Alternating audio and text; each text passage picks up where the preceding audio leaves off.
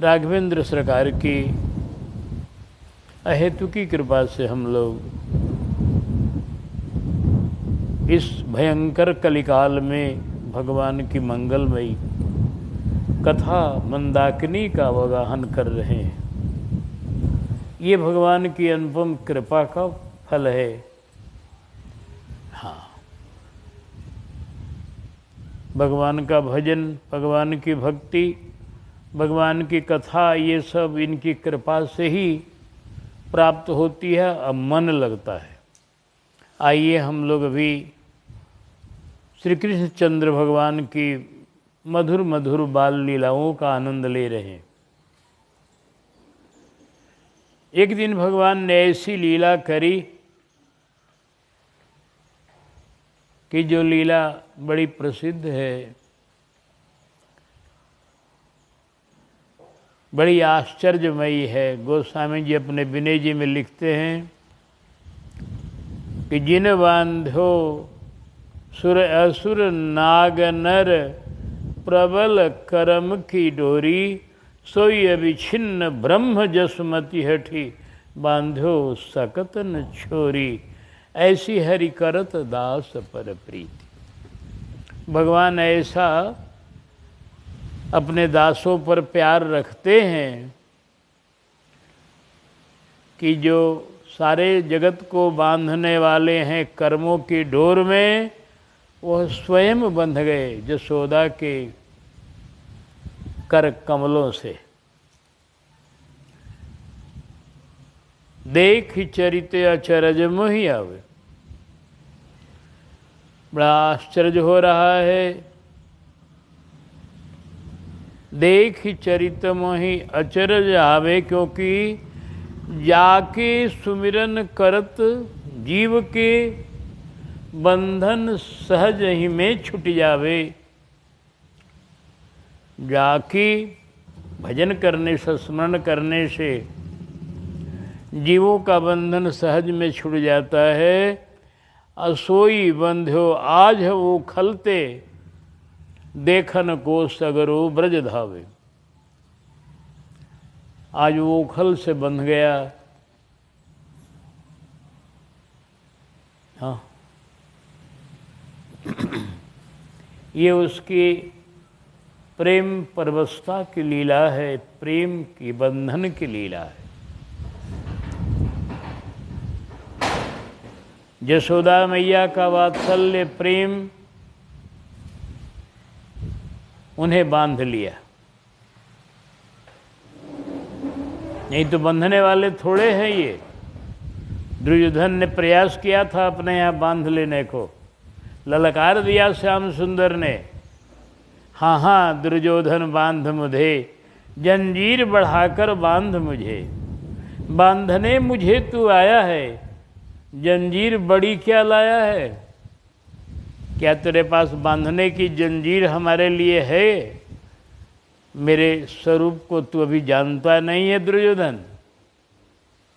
यह देख गगन मुझ में लय है, यह देख पवन मुझ में लय है, मुझ में विलीन संसार सकल, मुझ में विलीन झंकार सकल। सारा जगत मेरे अंदर है। इतनी बड़ी रस्सी तेरे पास है जो सारे जगत को बांध ले। अनंत ब्रह्मांड मेरे अंदर है, मेरे रोम रोम में है। इतनी रस्सी बड़ी तेरे पास है जो अनंत ब्रह्मांडों को बांध लेगा तू? नहीं, किसी में वो सामर्थ्य नहीं है। वह दूसरे को मुक्ति देने वाला है, उसको कोई बंधन क्या डालेगा। लेकिन वो अपने मन से बंध गया तो है प्रेम में। यह उसकी अपनी प्रेम की लीला है, अपनी माधुर्य की लीला है, अपने भक्तों को आनंदित करने वाली लीला है। आज वही लीला आप सुनने जा रहे हैं, जिसको गुरु जी ने अपने एक पद में लिखा है, कभी रोते बंधे असहाय से, दो हाथ उखल में, ग्रसित अभिशाप से जड़ जमलार्जुन वो धार की झांकी प्रसिद्ध अभिशाप।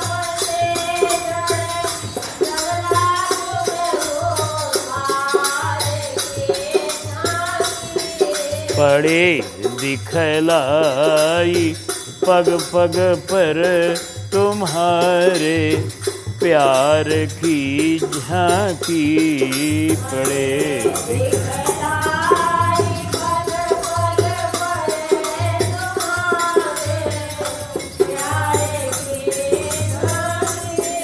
हुई जब से तुम्हारी नाथ मुझ पर दृष्टि करुणा की हुई।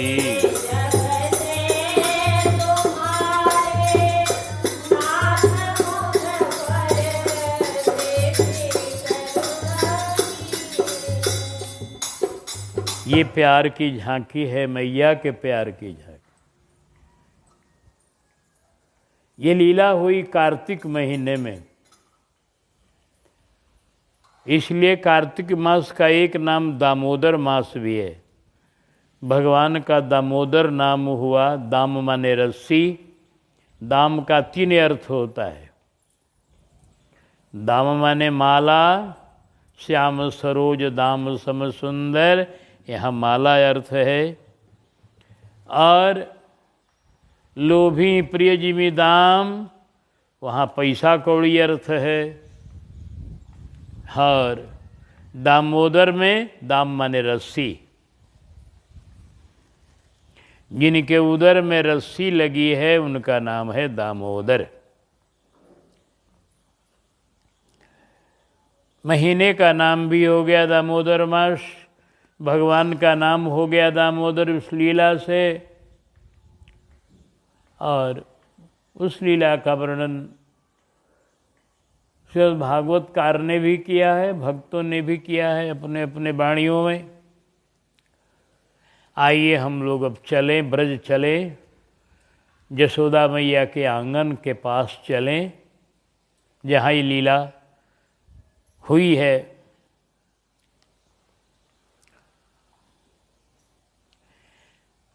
कार्तिक महीना में आप जानते हैं ब्रजवासियों के यहाँ एक वार्षिक पूजन होता है।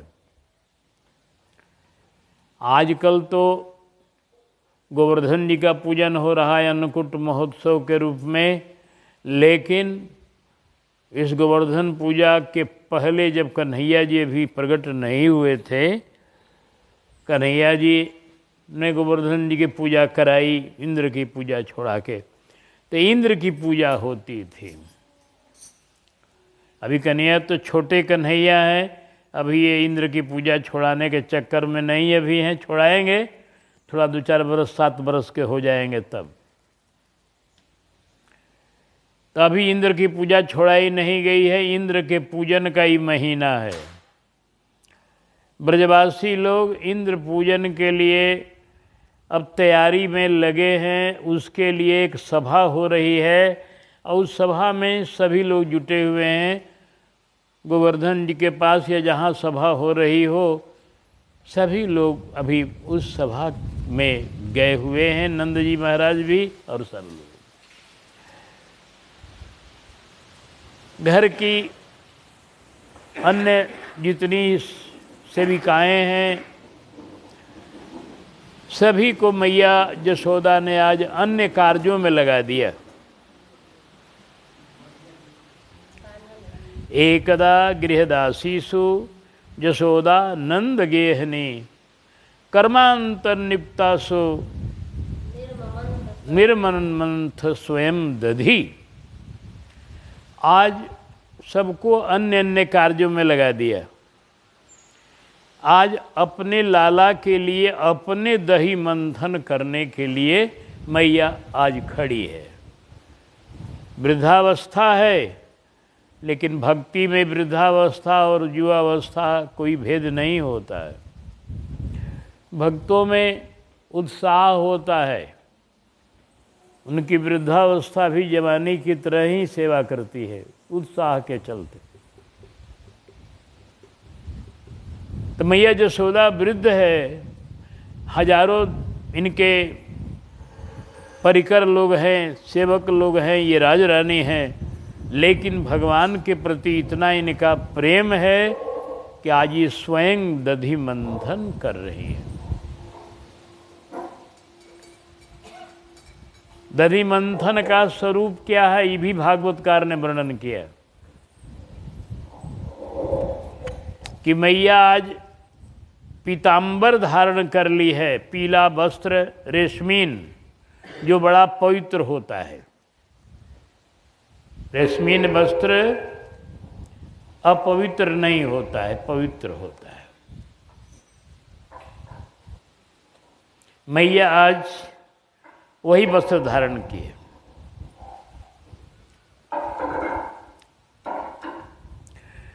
मैया आज रेशमीन वस्त्र धारण कर ली है और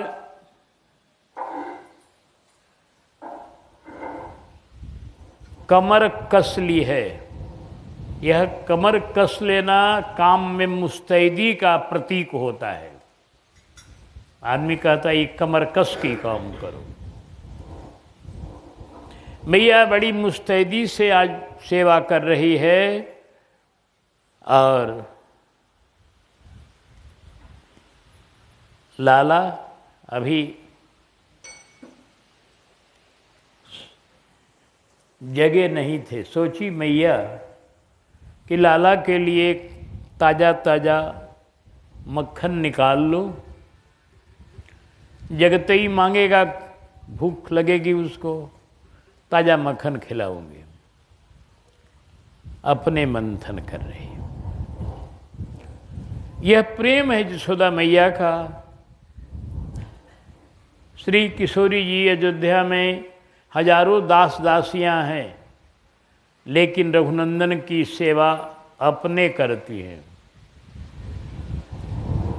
जानत कृपा सिंधु प्रभुताई, सेवत चरण कमल मन लाई। यद्यप गृह सेवक सेवकनी, विपुल सदा सेवा विधि गुन्नी। लेकिन निज कर गृह परिचर्या करई, रामचंद्र आए यशवंत सरई। यह प्रेम की बात है। अनेकों दास दासियां घर में हैं, लेकिन किशोरी जी घर की सारी सेवा अपने हाथ से करती हैं सरकार के लिए, क्योंकि यह हाथ धन्य होते हैं सेवा करने से, प्रभु की सेवा करने से। यशोदा मैया भी उसी कड़ी में है कि प्रभु की सेवा अपने हाथ से आज कर रही। दही मंथन कर रही हैं, उसमें उनके कानों के कुंडल झूम रहे हैं और वो बड़ी मुस्तैदी से दही का मंथन कर रही हैं। और सिर्फ दही मंथन नहीं कर रही हैं, जानी जानी गीतानि तद बाल चरितानि च, दधि निर्मंथन काले अस्मरंती तान गायत। मैया प्रभु का जस गान भी कर रही है और स्मरण भी कर रही है। मन से उनकी चिंतन में लगी है, उनके लीलाओं का, उनके रूप का चिंतन, और जिह्वा से उनके बाल चरित्र को गा रही है। भजन का पूरा रूप यहाँ है। भजन मन से भी करना चाहिए, वचन से भी करना चाहिए और शरीर से भी करना चाहिए। मन कर्म वचन कपट तजी, हाँ, मन कर्म वचन भजन दृढ़ नेमा। वचन कर्म मन मोरी गति, भजन करहि निह काम। तिनके हृदय कमल महु करऊं सदा विश्राम। जहाँ तीनों एक सीध में लग गए, हाँ, मन भी वही हो, तन भी उसी की सेवा में लगा हुआ हो, अब वचन से उन्हीं का गुणगान हो रहा हो, जहाँ ये तीनों एक हो जाते हैं जब खूब बढ़िया से, उसी दिन ब्रह्म की अनुभूति होती है। हाँ, ब्रह्म की अनुभूति होती है। आपसी शीशा आप लोग देखे होंगे, आपसी शीशा विद्यालयों में देखे होंगे, ऐसे और जगह दिखाई पड़े चाहे न पड़े, ओ सूर्यमुखी शीशा, जिसमें सूरज की किरणों को एकत्रित किया जाता है, और वो किरणें जहाँ एकत्रित होती हैं वहाँ आग लग जाती है। सूर्यमुखी शीशा कहते हैं उसको। तो वो बिंदु जहाँ सूर्य किरणें उस शीशे में पड़ने वाली जितनी किरणें हैं सब एक जगह इकट्ठी हो जाती हैं, इसलिए उसमें बड़ी तेज प्रकट हो जाता है और वहाँ आग लग जाती है। जहाँ वो किरण पड़ती है, वो कागज हो, रुई हो, आग लग जाती है। उसी तरह से ही जैसे किरणें जहाँ इकट्ठी होकर एक जगह हुई कि आग लगी, उसी तरह से जब मन, वचन और कर्म तीनों जहाँ इकट्ठे हुए और जहाँ भगवान में लगे, तहाँ भगवान को प्रकट हो जाना पड़ता है। कमी यही है लोगों में, हम लोगों में। कभी मन लगा तो वचन से नहीं हम भजन कर रहे हैं, कहीं वचन लगा तो मन नहीं रम रहा है, कहीं शरीर से सेवा कर रहे हैं तो मन से दूसरा चिंतन हो रहा है। तीनों एक होकर के लग जाए, ये कभी कभी होता है। तो जब होगा तब ईश्वर की अनुभूति जरूर होगी, वह मन में हो चाहे प्रत्यक्ष हो। हाँ, ईश्वर तो कोई दूर नहीं है, वो तो कण कण में व्यापक हैं, आगे पीछे बाहर भीतर, दाएं बाएं, नीचे ऊपर, दाएं प्रियतम बाएं प्रियतम, ऊपर प्रियतम नीचे प्रियतम, सभी जगह वो प्रियतम हैं। इसलिए उनकी अनुभूति जरूर होती है और प्रेम हो जाने पर दर्शन भी होता है उनका। कहने का तात्पर्य ये कि यशोदा मैया का अभी जो कार्य है बड़ा बढ़िया है कि मन भी लगा है प्रभु में, स्मरंती तान गायत, स्मरण भी कर रही है, और जानी जानी है गीतानि तद बाल चरितानि च, और उनके बाल चरित्र का गायन कर रही है, जिह्वा भी लगी है, और शरीर से तो पूरी परिश्रम के साथ मक्खन निकाल रही है। दही मंथन परिश्रम का कार्य है। हाँ,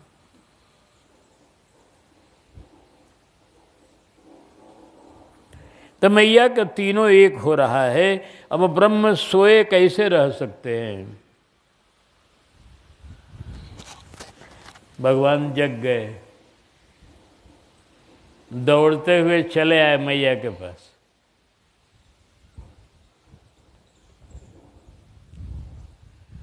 आकर मैया का अंचल पकड़ लिया, मैया री मैं दूध पीऊंगो, मुझे भूख लगी। मैया ने कहा लाला माखन निकाल रही हूँ ताजा ताजा खाना, भूख लगी है। कहा नहीं मैं दूध पीऊंगा।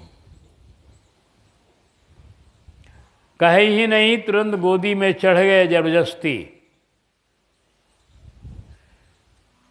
यहाँ भाव वही है कि जब भजन आपका पुष्ट होगा तो भगवान आपके घर में जबरदस्ती घुसेंगे, उनको बुलाने की आवश्यकता नहीं पड़ेगी। निर्मल मन जहाँ हुआ और जहाँ मन रमा उनमें, क्यों निर्मल मन के ग्राहक है। हास विलास लेत मन मोला, वो बिना कहे आपके घर में, आपके हृदय में, आपके जीवन में प्रवेश कर जाएंगे।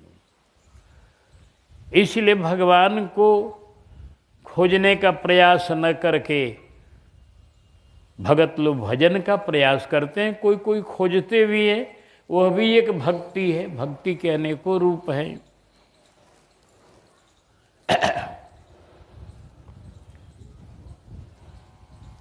तो भगवान का भजन पुष्ट हो जाए, भजन निर्मल हो जाए। भजन तो निर्मल ही है, मतलब मन निर्मल हो जाए भजन करने वाला, तो आपको भगवान की अनुभूति में कोई देर नहीं। कन्हैया मैया की गोदी में जबरदस्ती चढ़ गए और अंचल हटाकर दूध पीने लगे मैया का। मैया लाला को संभाल ली, लाला को गोदी में बैठा ली और मंथन कर रही है अपना। लाला ने मथानी पकड़ लिया पहले। इस पर अखंडानंद जी भाव देते हैं कि मथानी पकड़ लिया माने अब मैं आ गया, साधना की अब आवश्यकता नहीं है, अब साधन बंद करो, अब मुझको प्यार करो, मुझे दूध पिलाओ।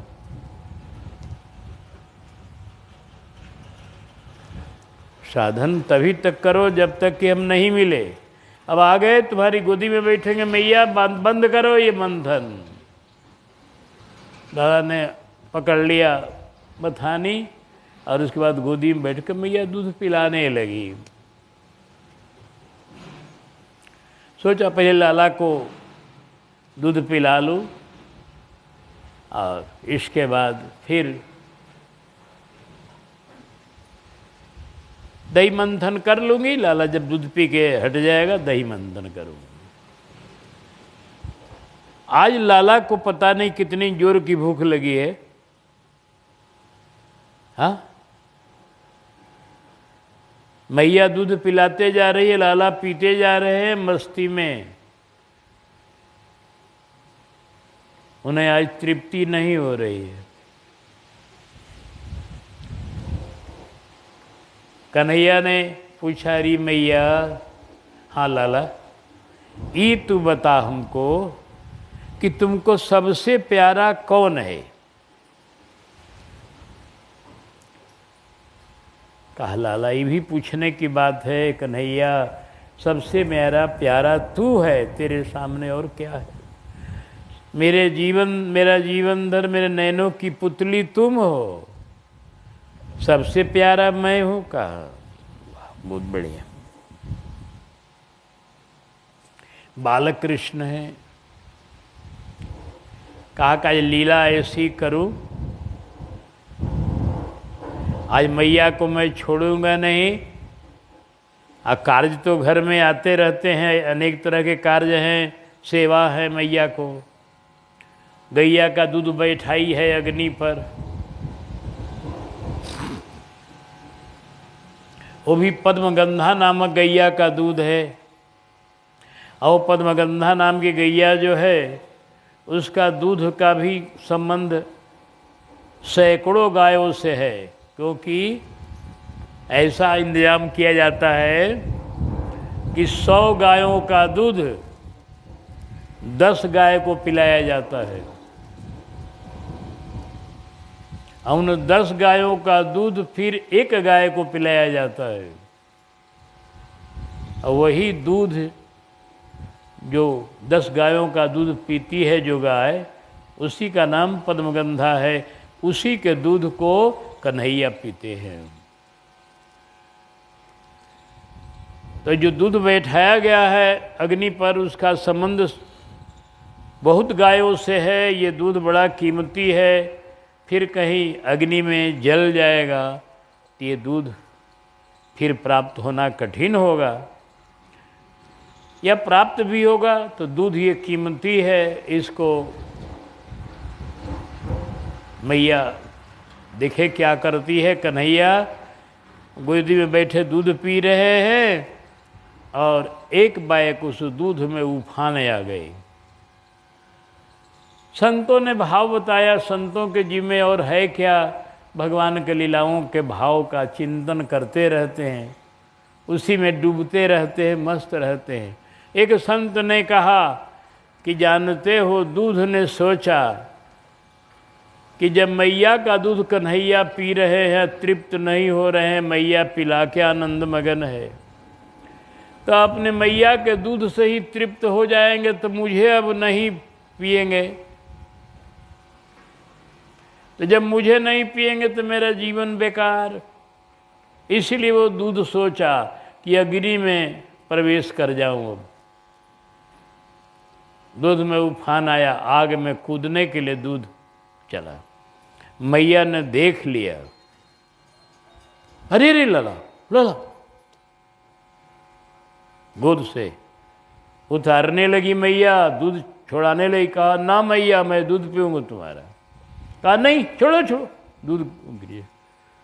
बारी मैया अभी कह रही थी कि मुझको दूध प्यारा, तुम प्यारे हो परम प्यारे, अब मुझको हटाकर गोदी से नीचे उतार के दूध संभालने जा रही है। बालक कृष्ण है, उतनी समझने की शक्ति अभी नहीं रखे हुए हैं। बालक को इतनी समझ नहीं है कि वह दूध भी मेरे लिए ही है, वह दूध में जो मैया का प्रेम है वो मेरे लिए ही है, कि लाला को मैं क्या पिलाऊंगी, लाला का दूध है। इतना समझदारी तो बड़े लोगों को होगा, एक छोटे बच्चे को कहा। भगवान तो बच्चे की लीला कर रहे हैं। बड़ा बारी मैया दूध संभालने जाएगी, जाओ। कन्हैया को रोष हो गया।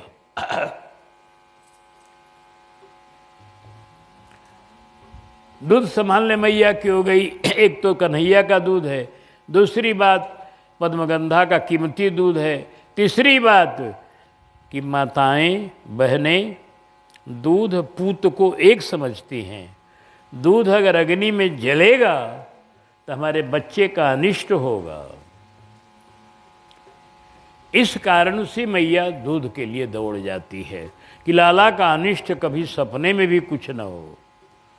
यह भी लाला के प्रति प्रेम है, लेकिन लाला तो लाला है, बच्चा है, बच्चे की लीला कर रहे हैं। कन्हैया को रोष हो गया, मुझको गोदी से उतार कर दूध संभालने गई, संभाल दूध संभाल।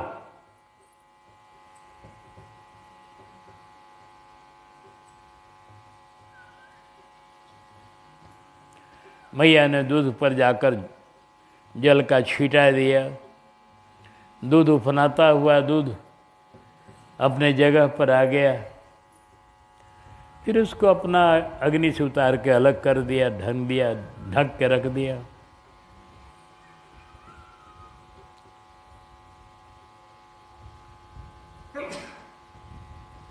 कन्हैया इधर बिरूझ गए कि वाह मैया, मेरे को तो उतार कर दूध उतारने चली गई। वाह रे मैया वाह, देख अब मेरा तमाशा देख। बस एकदम कन्हैया, वो मथानी भी है या वहाँ सील भी होगा, लोढ़ा मारा दहेड़ी पर, ऐसा मारा कि एकदम बिल्कुल दहेड़ी चूर हो गई। और समूचा दहेड़ी में का जो दूध था, दहेड़ी माने बड़का मटका जिसमें दही मंथन होता है, मटका बड़ा होता है, उसमें दही डालकर, कई मटकों का दही डालकर, और रस्सी के द्वारा दही मंथन, हाथ के द्वारा नहीं होता वो दही मंथन।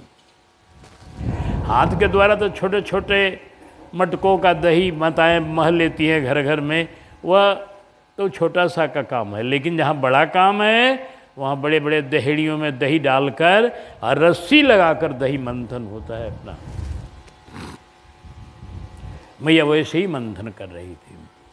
मारा मटका फूट गया, दही बिखर गया और मक्खन जो कुछ आ गया था ऊपर सब बिखर गया, चारों तरफ मक्खन दही फैल गया। अभी इतना ही से संतोष नहीं हुआ कन्हैया को, उधर मैया दूध उतारने में लगी है, दूध को संभालने में लगी है। इधर ही घटना घट रही है, मारा दहेड़ी फूट गया। इसके बाद कन्हैया चल दिए कहाँ, मक्खन घर में। अभी कौन मक्खन, जो अंगऊ मक्खन जहाँ रखा हुआ है। पूजा पाठ के लिए मक्खन अलग रखती थी मैया। कहीं पूजा पाठ का किसी का ज़रूरत हो, हमारे घर में भी ज़रूरत हो, तो मक्खन में से फिर दूसरे कार्य के लिए नहीं निकाला जाता था। तो पूजा पाठ का जो मक्खन का घर था, जिसमें मटके के मटके मक्खन रखे हुए थे, भगवान उसी घर में घुस गए। और एक तो यहाँ आंगन था, एक और आंगन था उधर की तरफ जहाँ मटका था। वो कन्हैया उसी आंगन में, दूसरे के आंगन में बंदरों को बुला लिया। बोल बजरंग बली की। इनका स्मरण हुआ और बजरंग बली अपने दल के साथ पहुंच गए और माखन का लोना कन्हैया लुटाने लगे सब बंदरों को। मार चहल पहल मच गई, बंदर किलकारी मार रहे, खूब माखन खा रहे हैं। मैं मस्ती, कन्हैया बड़ा हर हर माखन का लोना लुटाते जा रहे।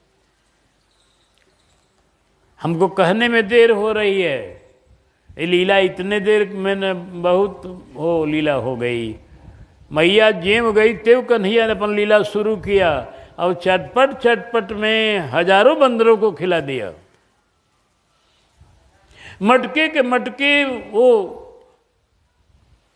मक्खन के मटके खाली हो गए, सब खिलाए। एक उखल पर चढ़ करके मटका भेंट रहे थे, छोटे बालक न हैं, तो हाथ नहीं पहुंच रहा था वहाँ जहाँ मटका रखा हुआ था ऊपर में। ते उखल पर चढ़ के और अपना काम कर रहे थे। ये तो घटना यहाँ घट रही है। और उधर मैया दूध उतार कर आई। अरे ये क्या हुआ है? ये दही बिखरा हुआ और मटका फूट गया। कन्हैया कहाँ है? मैया नजर दौड़ाती है, कहीं दिखाई नहीं पड़ रहा हो, कहाँ गया?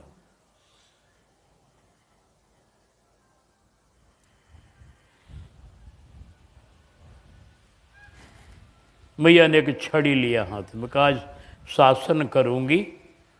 गोपियों को उलाहना सुन करके मैं विश्वास नहीं करती थी कि लाला छोटा सा है, ये लोग ऐसे ही अपना दर्शन के लिए बहाना बना के आती है, मेरे लाला को झूठे कुछ कहती है, ये लाला हमारा कुछ कर, विश्वास नहीं करती थी।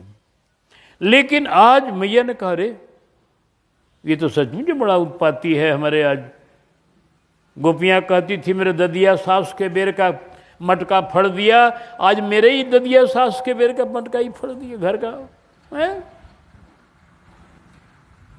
ये तो ढीठ सचमुच में है। आज शासन थोड़ा करूंगी। मैया शासन करना चाहती है, लेकिन ये मत समझिए कि मैया का यह भी एक प्रेम है कि लाला के जीवन में उलाहने का अवसर न आवे, सुधारने की भावना में मैया शासन करना चाहती है। यह भी एक प्रेम है।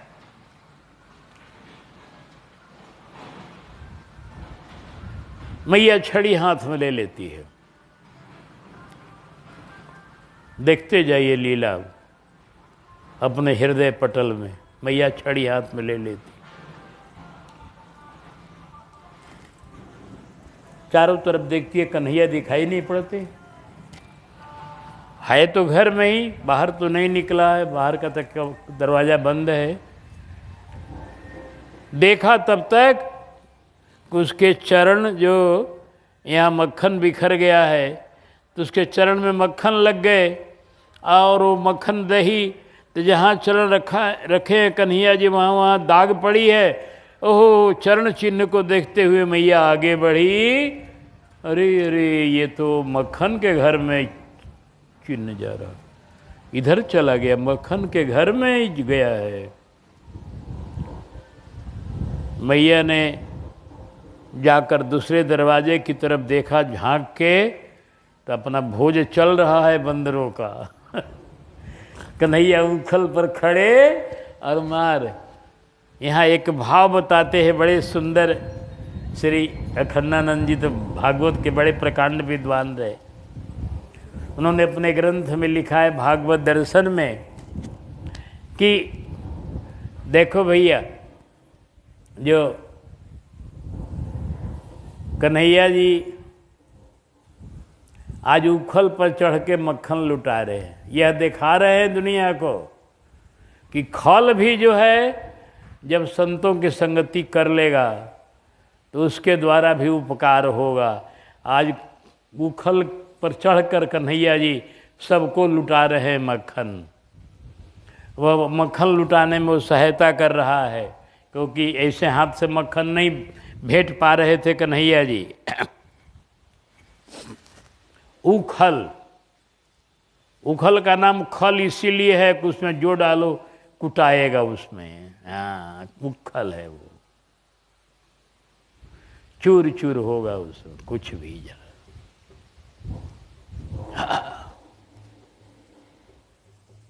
मैया ने जब देखा कन्हैया को माखन लुटा, कहा आज माखन सब, अंगू माखन सब कन्हैया ने बर्बाद कर दिया। मैया भोली भाली क्या जाने कि ये बंदर लोग भी देवता ही हैं, इनको खिला रहे हैं कन्हैया। अंगूए माखन न खिलाया जाएगा देवता को? आज सब देवता है, शंकर जी है हनुमान जी के रूप में है।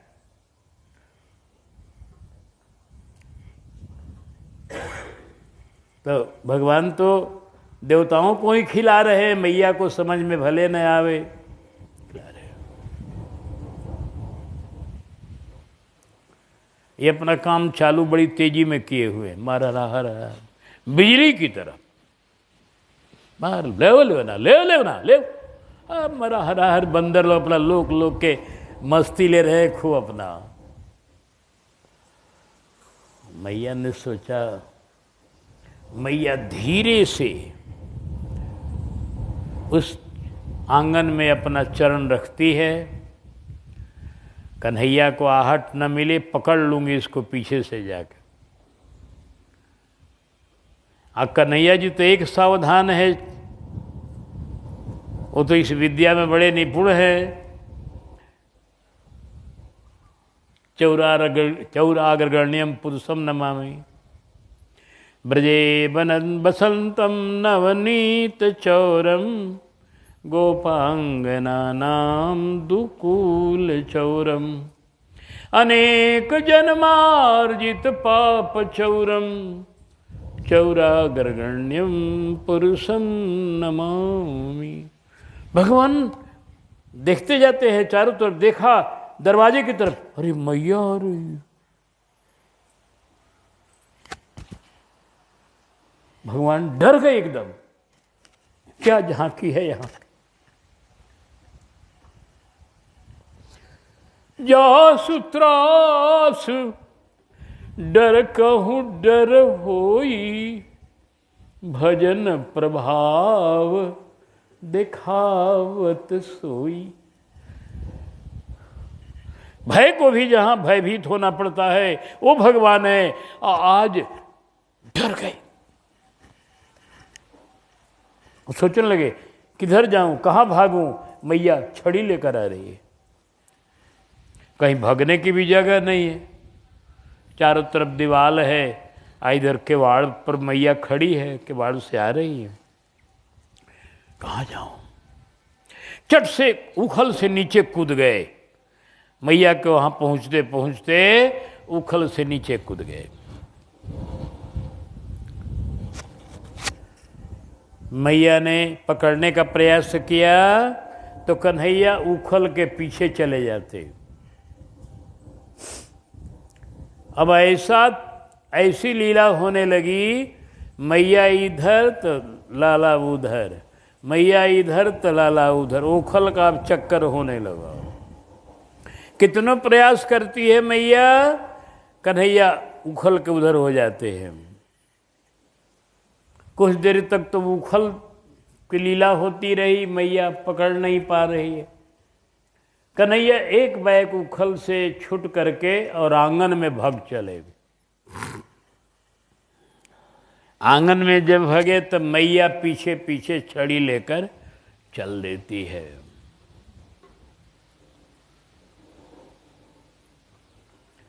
कन्हैया ने देखा मैया मुझे मारेगी आज छड़ी से, ये डरने वाले तो कभी है नहीं, लेकिन आज डर रहे हैं। डर के मारे रोने लगे। बालक का बल रोना है, और क्या करेगा, बच्चा एक रोता है बस। बच्चा और कुछ नहीं करेगा, बेचारा छोटा बच्चा अगर उस पर कोई शासन करेगा तो रोएगा वो। बच्चे को तो कोई दुख हो, कोई बात हो तो रोना है बस। कन्हैया जी रोने लगे, आंख मल के रोने लगे। हम सब काजल बिखर गया, रोते रोते भग रहे थे। मैया ने सोचा लाला डर गया, और उसको भयभीत करना उतना ठीक नहीं है। आज पता नहीं है कहीं भग जाए घर छोड़कर। आज यहाँ कोई है भी नहीं मेरे पास, न दाऊ है न कोई है, चला जाएगा कहीं जंगल की तरफ, कहीं तरफ किधरो हो, तो इसको खोज कर लाने वाला भी कोई अभी नहीं है। सभी लोग गए हुए सभा में।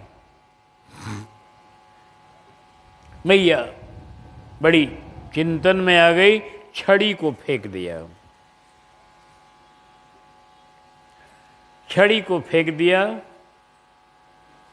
कहा आज तुझे मारूंगी तो नहीं, रो मत, मारूंगा नहीं तुमको, लेकिन आज तुमको बांधूंगी मैं, आज तुमको बांधूंगी, कुछ तो करूंगी, मारूंगी एक चटकना नहीं, मारूंगी छड़ी से भी नहीं, खाली बांध के रखूंगी थोड़े देर तुमको।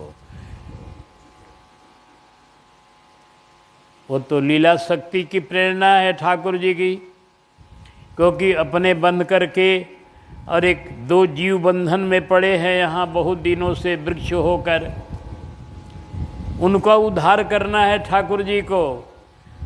उन जीवों का उद्धार करने के लिए अपने बंधन में आएंगे। हाँ, यही है उनकी खूबी। कैदी के घर तुम जन्मे हो, दुनिया की कैद छुड़ाने को। हाँ,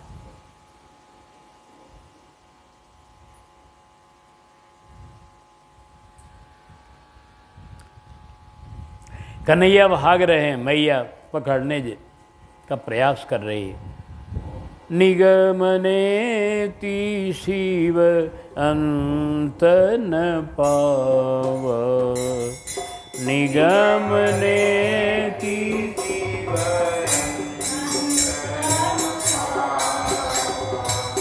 निगमने ती शिव अंत न पावा, निगमने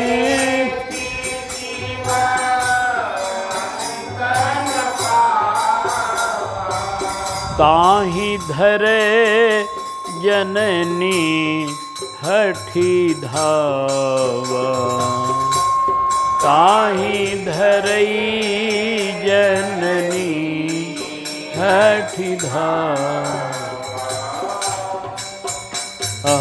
मैया दौड़ रही है, कन्हैया पकड़ा नहीं रहे,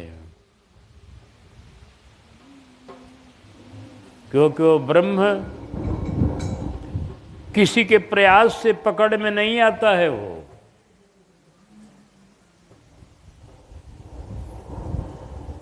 वेद मंत्रों में साफ कहा गया है कि नायम आत्मा प्रवचनेन लभ्यः, यह परमात्मा प्रवचन करने से, अनेक तरह के उपाय करने से प्राप्त नहीं होता है।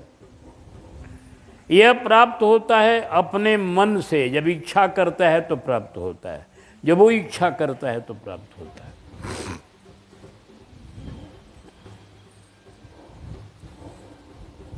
तब कोई कहे कि तब साधना काहे को हम करें? नहीं, साधना तो करना है, क्योंकि साधना करोगे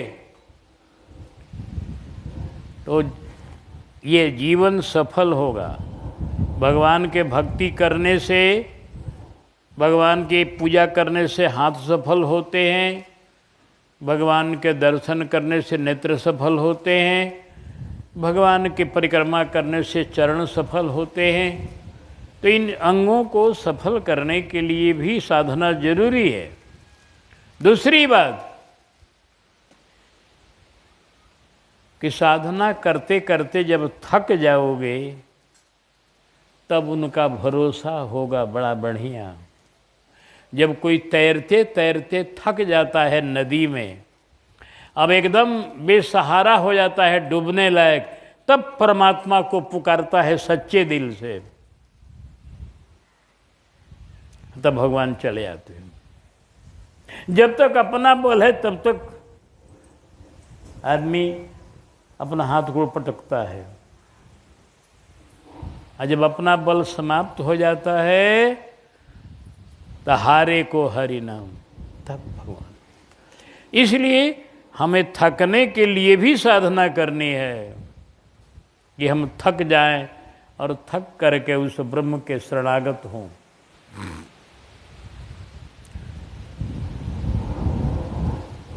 ईश्वर महाराज जी एक उदाहरण दिया करते थे सरकार हमारे, कि एक जगह कहीं फल लटका हुआ था, बड़ा बढ़िया फल था। एक बामन भगवान छोटे शरीर वाले 52 अंगुरी के उस फल को लेने को प्रयास कर रहे थे लपक लपक के, लेकिन उन्हें वो फल नहीं भेंट पा रहे थे, फल प्राप्त नहीं हो रहा था। एक घुड़सवार जा रहा था, उसने देखा कि भाई ये उछल रहे हैं बावना जी बारंबार बारंबार, किस लिए उछल रहे हैं? वो घुड़सवार नज़दीक आके कहा, बाबा कहाँ बात है, आप काहे उछल रहे हो? एक तो अपने छोटे शरीर वाले हो, उछलने में कहीं गिर गए तो और घायल हो जाओगे, क्या बात है? अरे कहा, महाराज हमको भूख लगी है, वो फल दिखाई पड़ रहा है। कहा मैं तोड़ के दे रहा हूँ। वो घोड़े पर चढ़ा था, आसानी से तोड़ के दे लीजिए भाई। ये घोड़ा वाला कब आया? जब उछला वो तब नहीं आया। अपने प्रयास से तो नहीं मिला फल, दिया घोड़े वाले ने, लेकिन उछल कूद तो कुछ मचाना पड़ा पहले। उसी तरह से एक उछल कूद के रूप में हम लोग साधना करते हैं, अपना प्रयास करते हैं, हमारा अपना हाथ गोड़ सफल करते हैं, अपना जीवन सफल हम करते हैं भजन करके, प्रयास करते हैं परमात्मा कभी मिल जाए। मिलेगा तो अपनी कृपा से ही वो, लेकिन हमारा प्रयास बेकार नहीं होगा। इस प्रयास से उसको करुणा आएगी, वो दया आएगी। हाँ हाँ, दया आएगी, वो करुणा उन्हें आपके पास पहुंचा देगी। हार जाएंगे तो करुणा आ जाएगी। तो हारने के लिए भी साधना करनी है, सफल बनाने के लिए भी साधना करनी है। और नहीं साधना करेंगे तो करेंगे क्या? तो पाप करेंगे। अगर बढ़िया काम नहीं करेंगे तो खराब काम करेंगे। करना तो कुछ न कुछ आप करेंगे ही, बिना किए तो रह ही नहीं सकता है जीव। भगवान ने अर्जुन से ही कहा है, अर्जुन तुम कर्म किए बिना रह नहीं सकते हो। जीव को अभ्यास बना हुआ है कर्म करने का, बिना कर्म किए एक क्षण नहीं रहेगा आदमी, कुछ न कुछ करेगा। अब वही है, अच्छा की तरफ घूम गया, भगवान का भजन करेगा, भगवान का नाम लेगा, भगवान की सेवा करेगा, भगवान के लिए सब कुछ करेगा, तो उसका जीवन में खुशबू आएगी, भजन का आनंद मिलेगा। भगवान के मिलने का अभी छोड़िए बात, भजन का आनंद उसको मिलेगा। अब फिर करुणा सागर को करुणा कभी उमड़ेगी। हाँ, याद आएगी उनको कभी ना कभी, कृष्ण दर्शन भी देंगे कभी ना कभी। ऐसा कभी न कभी हो जाएगा। इसलिए साधना भी जरूरी है, जीवन को सफल करने के लिए और अपना मन एक जगह स्थिर करने के लिए साधना जरूर। मिलने की बात तो उसके ऊपर है। हाँ, ये भी शास्त्र गरज के कहते हैं कि जब उनकी लालसा हो जाएगी आपको तब मिल जाएंगे, लालसा हो जाएगी तब। अभी तो लालसा हम लोगों को संसार की है ज़्यादा ना। अभी हम लोग भगवान को कहाँ चाहते हैं। चाह जो दिल की है उसमें प्रतिष्ठा की चाह भरी है, धन की चाह भरी है, अपने दुनिया में है तो परिवार की अनेक सुविधाओं की चाह भरी है, ये है वो है 10 को। ईश्वर हमें मिले उस तरह की चाह, जैसे प्यास लगने पर पानी की चाह, ऐसी चाह चाहिए उनको। जैसे भूख लगने पर भोजन की चाह आपको होती है, वैसी चाह जब हो जाएगी तो ब्रह्म मिल जाएगा। आज दोहावली में हम पढ़ रहे थे, एक दोहा मिला बड़ा बढ़िया कि निगम अगम साहिब सुलभ राम सांचली चाह। वो निगम को अगम ब्रह्म सुगम है, खाली सच्ची चाह होनी चाहिए। निगम अगम साहिब सुलभ राम सांचली चाह, अम्बु असन बोलो कियत सुलभ सवै जगमाह। जैसे पानी और भोजन सब जगह सुलभ है, क्योंकि उनकी चाह हम लोगों को है। पानी बिना हम बेचैन हो जाते हैं, तो भगवान ने सब कुआं में, नदी में, सब जगह पानी भर दिया। हमको पानी न मिले हम बेचैन हो जाते हैं। हवा अगर न मिले 5 मिनट तो हम मर सकते हैं, और ज़्यादा दम साध लिए हैं तो भी ज़्यादा देर तक हवा न मिले तो हम बेचैन हो जाएंगे बिल्कुल। तो हवा के लिए बेचैनी है हमारी, पवन के बिना हम नहीं रह सकते हैं। तो पवन को भगवान ने देखिए सब जगह बिना पैसे का भर